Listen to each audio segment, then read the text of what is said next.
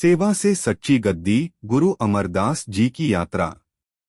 सन 1479 ईस्वी अमृतसर के पास बसे गांव बासरके में एक ब्राह्मण परिवार में जन्म हुआ बाबा अमरदास का। इनके पिता का नाम था तेज भान और माता का नाम लक्ष्मी देवी।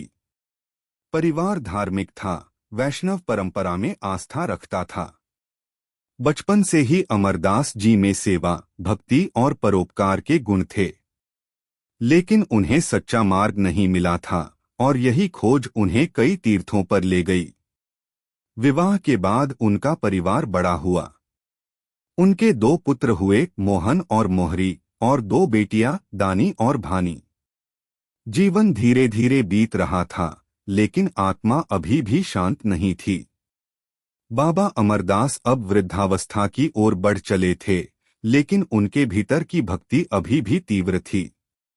एक दिन उनके भतीजे श्री मनक चंद की पत्नी बीबी अमरो, जो स्वयं गुरु अंगद देव जी की बेटी थीं, अपने मायके से लौट रही थीं। उनके मुख पर गुरबाणी की मधुर ध्वनि थी। यह सुनते ही बाबा अमरदास के हृदय में हलचल सी हुई। उन्होंने पूछा, बेटी, ये कौन सा शब्द है? किसकी वाणी है ये? बीबी अमरो ने श्रद्धा से उत्तर दिया, यह मेरे पिता गुरु अंगद देव जी की वाणी है। उनके चरणों में जो भी गया उसे अमृत मिला। बस वही क्षण था जिसने बाबा अमरदास की जीवन दिशा ही बदल दी। बाबा अमरदास जी बिना समय गवाए खुद खडूर साहिब पहुंचे और गुरु अंगद देव जी के चरणों में अपना शीश झुका दिया। वह अब लगभग 61 वर्ष के थे, लेकिन उनके भीतर की जिज्ञासा एक नवयुवक की भांति थी। उन्होंने गुरु की सेवा को ही अपना जीवन बना लिया। हर सुबह वे गांव से बहुत दूर जाकर गंगा का जल लाते, जिससे गुरु के स्नान के लिए पानी होता। वे किसी से बातचीत नहीं करते, बस सेवा में लीन रहते। गांव के लोग उन्हें पानी वाला बाबा कहने लगे, लेकिन उन्हें कोई उपाधि, कोई मान सम्मान नहीं चाहिए था। उनका उद्देश्य था केवल गुरु की रजा में रहना। गुरु अंगद देव जी ने उन्हें कई बार परीक्षा में डाला। एक बार जब बाबा अमरदास जी लंगर की सेवा कर रहे थे, गुरुजी ने जानबूझकर लंगर की थाली को पलट दिया। लेकिन बाबा अमरदास जी ने क्रोध नहीं किया, चुपचाप साफ किया और दोबारा परोसा। गुरुजी ने देखा कि इस व्यक्ति में अहंकार का लेशमात्र भी नहीं है। वह इतना निस्वार्थ है कि उसे कोई भी अपमान नहीं डिगा सकता। एक बार एक व्यक्ति ने ताना मारा, बुढ़ापे में क्या हासिल करोगे? एक परिवार छोड़कर यहाँ चक्कर काटते हो? बाबा अमरदास ने शांति से उत्तर दिया, यदि प्रभु की राह में एक भी कदम सच्चा हो तो वह जन्म सफल हो जाता है। एक दिन जब बाबा अमरदास जी 73 वर्ष के हो गए थे, गुरु अंगद देव जी ने सभी सिखों को एकत्र किया। उन्होंने घोषणा की, अब समय आ गया है कि गुरगद्दी को आगे बढ़ाया जाए। इस जिम्मेदारी को मैं उस सेवक को सौंपता हूं जो आत्मा से निर्मल, सेवा में निपुण और भक्ति में रचापसा हो।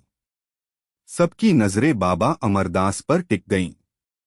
गुरुजी ने उनके सिर पर पवित्र चादर डाली और उन्हें तीसरे गुरु घोषित कर दिया।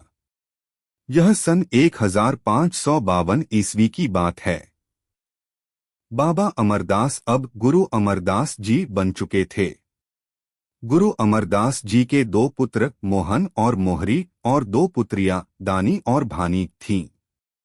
लेकिन उन्होंने कभी गुरगद्दी को वंश परंपरा नहीं बनाया। उनका विश्वास था कि गुरगद्दी सेवा और भक्ति से मिलती है, न कि खून से। उनकी छोटी बेटी बीबी भानी का विवाह गुरु रामदास जी, भविष्य के चौथे गुरु, से हुआ। गुरु अमरदास जी ने उन्हें ही अपना उत्तराधिकारी बनाया। यह सिद्ध करता है कि उन्होंने गुरु नानक देव जी की शिक्षाओं को आत्मसात किया।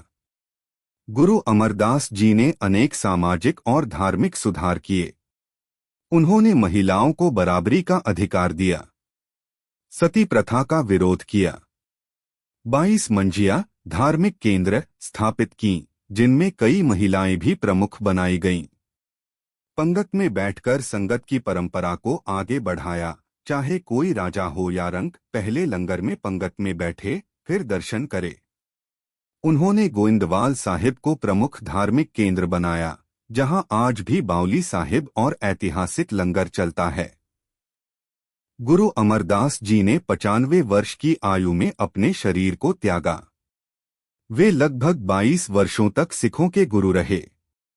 उन्होंने सिख धर्म को संगठित रूप दिया और गुरमत को सामाजिक बदलाव का साधन बनाया। उनके जीवन ने यह दिखा दिया कि कोई भी उम्र में, जाति में, स्थिति में छोटा नहीं होता। सेवा, समर्पण और गुरु के प्रति श्रद्धा ही किसी को ऊंचाई देती है।